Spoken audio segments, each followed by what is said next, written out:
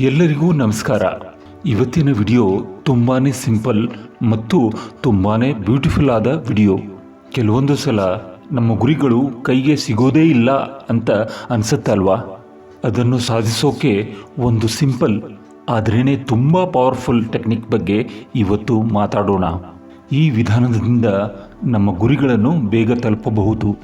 ಅಷ್ಟೇ ಅಲ್ಲ, ನಮ್ಮ ಪ್ರಯತ್ನಗಳಿಗೆ ನಮ್ಮ ನಂಬಿಕೆಗಳ ಸಪೋರ್ಟ್ ಕೂಡ ಸಿಗುತ್ತೆ. ಸರಿ, ಹಾಗಾದರೆ ಶುರು ಮಾಡೋಣ ಬನ್ನಿ.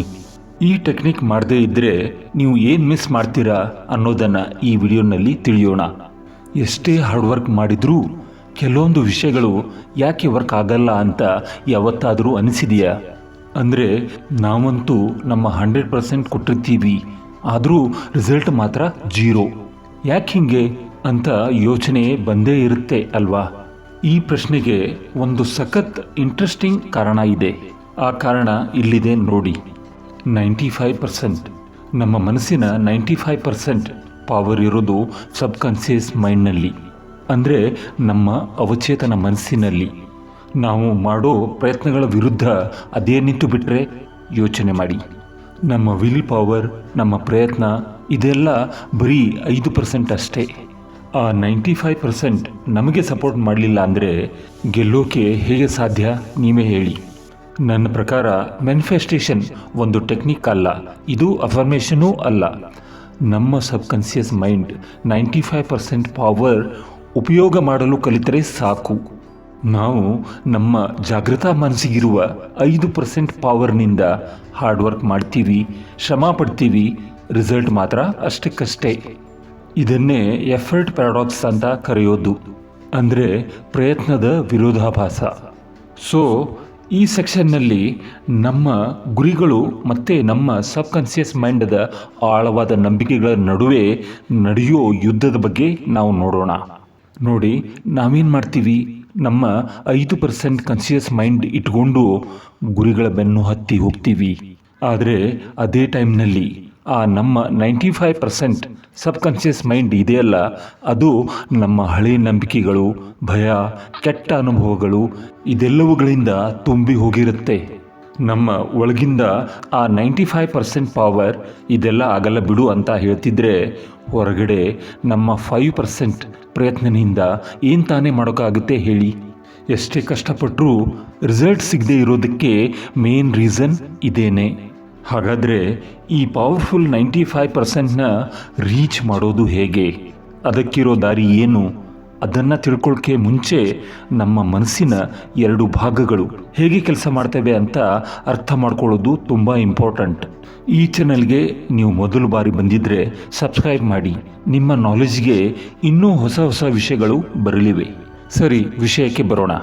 ನಮ್ಮ ಜಾಗೃತ ಮನಸ್ಸು, ಇದನ್ನು ನಮ್ಮ ಮೈಂಡ್ನ ಗೇಟ್ ಕೀಪರ್ ಅಂತಾನೂ ಕರಿಬಹುದು. ನಮ್ಮ ಮೈಂಡ್ ಸ್ಟ್ರಕ್ಚರ್ ನೋಡಿದರೆ ಸಾಕು, ಈ ಪವರ್ ಇಂಬ್ಯಾಲೆನ್ಸ್ ಕ್ಲಿಯರ್ ಆಗಿ ಕಾಣಿಸುತ್ತೆ.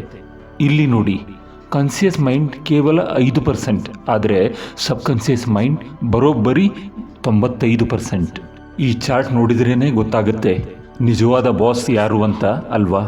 ಸರಿ, ಇದನ್ನು ಸಿಂಪಲ್ ಆಗಿ ಹೇಳಬೇಕು ಅಂತ ಅಂದರೆ, ನಮ್ಮ ಕಾನ್ಷಿಯಸ್ ಮೈಂಡ್ ಇದೆಯಲ್ಲ, ಅದು ಲಾಜಿಕ್, ವಿಲ್ ಪವರ್, ಅನಾಲಿಟಿಕ್ ಎಲ್ಲದರ ಜವಾಬ್ದಾರಿ ತಗೊಳ್ಳತ್ತೆ. ಇದನ್ನು ಒಂದು ಕ್ಲಬ್ನ ಬೌನ್ಸರ್, ಅಂದರೆ ಗೇಟ್ ಕೀಪರ್ ಥರ ಅಂದ್ಕೊಳ್ಳಿ. ಒಳಗಡೆ ಯಾರನ್ನು ಬಿಡಬೇಕು, ಯಾರನ್ನು ಬಿಡಬಾರ್ದು ಅಂತ ಡಿಸೈಡ್ ಮಾಡುತ್ತೆ. ಹೊಸ ಐಡಿಯಾಗಳನ್ನು ಪ್ರಶ್ನೆ ಮಾಡುತ್ತೆ.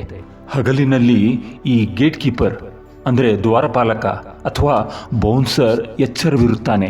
ಹಗಲಿನಲ್ಲಿ ನಮ್ಮ ಜಾಗೃತ ಮನಸ್ಸು ಒಬ್ಬ ಗೇಟ್ ಕೀಪರ್ನಂತೆ ವರ್ತಿಸುತ್ತದೆ. ಒಂದು ವೇಳೆ ನೀವು ನಾನು ಶ್ರೀಮಂತ ಎಂದು ಹೇಳಿದರೆ, ಅದು ನಿಮ್ಮ ವಾಸ್ತವವನ್ನು ನೋಡಿ ಇಲ್ಲ, ನೀನು ಅಲ್ಲ ಎಂದು ತಿರಸ್ಕಾರ ಮಾಡುತ್ತೆ. ಹಗಲಿನಲ್ಲಿ ಈ 95% ಸುಪ್ತ ಮನಸ್ಸನ್ನು ತಲುಪುವುದು ಅಸಾಧ್ಯ. ಇನ್ನೊಂದು ಕಡೆ ನಮ್ಮ ಸಬ್ಕಾನ್ಷಿಯಸ್ ಮೈಂಡ್, ಇದು ನಮ್ಮ ಲೈಫ್ನ ಬ್ಲೂ ಪ್ರಿಂಟ್ ಇದ್ದ ಹಾಗೆ. ನಮ್ಮ ನಂಬಿಕೆಗಳು, ಹ್ಯಾಬಿಟ್ಸ್, ಎಮೋಷನ್ಸ್ ಎಲ್ಲವೂ ಇಲ್ಲೇ ಇರೋದು. ಆ್ಯಕ್ಚುಲಿ ನಮ್ಮ ಲೈಫ್ನ ಡ್ರೈವ್ ಮಾಡೋದೇ ಈ ಬ್ಲೂ ಪ್ರಿಂಟ್. ಈ ಮಾತು ಕೇಳಿ ಎಷ್ಟು ಚೆನ್ನಾಗಿ ಹೇಳಿದ್ದಾರೆ ನೋಡಿ. ಹಗಲಿನಲ್ಲಿ ನೀವು ನಿಮ್ಮ 95%ನ್ನು ತಲುಪಲು ಸಾಧ್ಯವಿಲ್ಲ. ನಿಮ್ಮ ಆ 5% ಗೇಟ್ ಕೀಪರ್ ಥರ ಇದೆ.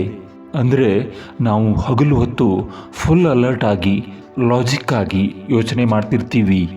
ಆಗ ನಮ್ಮ ಆ 5% ಕಾನ್ಸಿಯಸ್ ಮೈಂಡ್ ಆ ಗೇಟ್ ಕೀಪರ್ ಥರ ನಮ್ಮ ಹಳೆ ನಂಬಿಕೆಗಳನ್ನು ಚೇಂಜ್ ಮಾಡೋಕ್ಕೆ ಬರೋ ಯಾವುದೇ ಹೊಸ ಐಡಿಯಾನ ನೋ ಎಂಟ್ರಿ ಅಂತ ಅಲ್ಲೇ ತಡೆದುಬಿಡುತ್ತೆ. ಅದಕ್ಕೇನೆ ಹಗಲಿನಲ್ಲಿ ನಮ್ಮನ್ನು ನಾವೇ ಬದಲಾಯಿಸಿಕೊಳ್ಳೋದು ಅಷ್ಟು ಕಷ್ಟ ಆಗೋದು. ಹಾಗಾದರೆ ಈ ಗೇಟ್ ಕೀಪರ್ ದಾಟಿ ಸೀದಾ ನಮ್ಮ ಸಬ್ ಕಾನ್ಸಿಯಸ್ ಮೈಂಡ್ಗೆ ಹೋಗೋಕೆ ಏನಾದರೂ ಒಂದು ಸ್ಪೆಷಲ್ ಟೈಮ್ ಇದೆಯಾ? ಖಂಡಿತ ಇದೆ.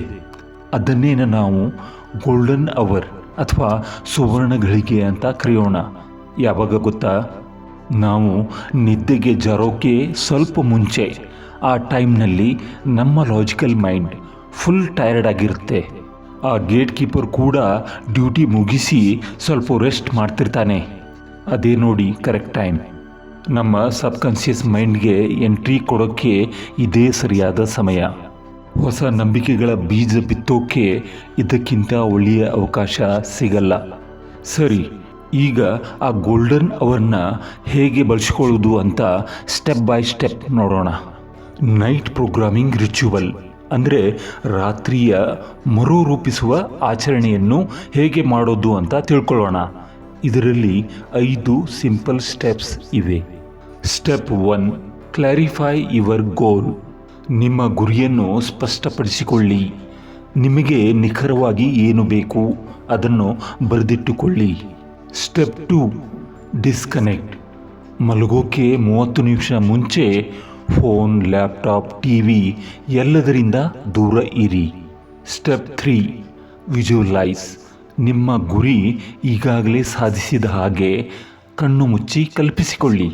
ಆ ಎಂಡ್ ರಿಸಲ್ಟ್ ಹೇಗಿರುತ್ತೆ ಅಂತ ನೋಡಿ. Step 4, feel. ಆ ರಿಯಾಲಿಟಿನ ನಿಮ್ಮ ಎಲ್ಲ ಸೆನ್ಸಸ್ನಿಂದ ಫೀಲ್ ಮಾಡಿ.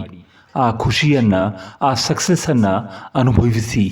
ಮತ್ತು ಸ್ಟೆಪ್ 5, ರಿಲೀಸ್. ಅದೇ ಅದ್ಭುತವಾದ ಭಾವನೆಯಲ್ಲಿ ನಿಧಾನವಾಗಿ ನಿದ್ದೆಗೆ ಜಾರಿಬಿಡಿ.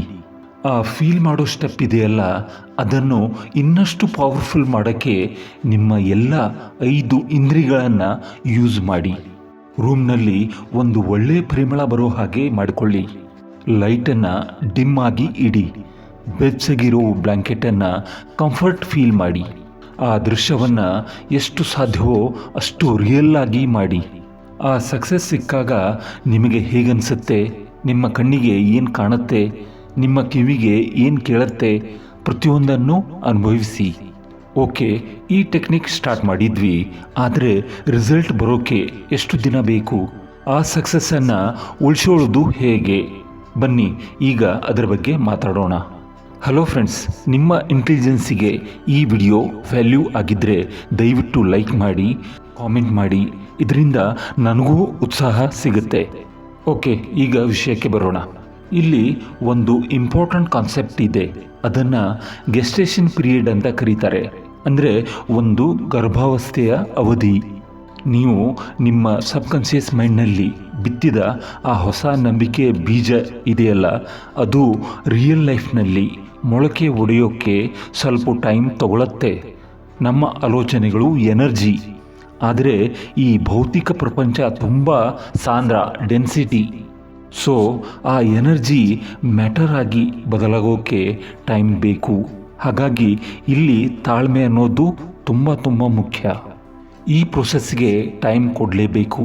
ಕನಿಷ್ಠ ಅಂದರೂ ಒಂದು 20ರಿಂದ 30 ದಿನ ಕನ್ಸಿಸ್ಟಾಗಿ ಪ್ರಾಕ್ಟೀಸ್ ಮಾಡಲೇಬೇಕು.